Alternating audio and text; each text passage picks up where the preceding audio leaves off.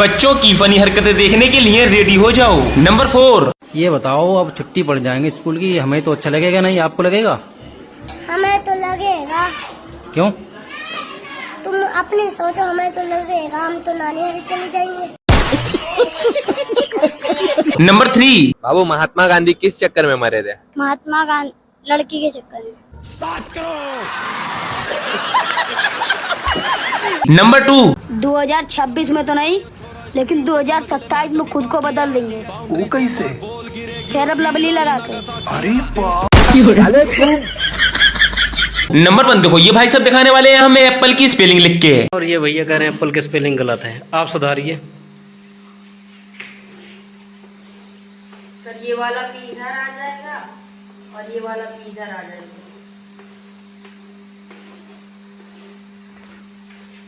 अच्छा, ये वाला पी इधर आ जाएगा और ये वाला पी इधर।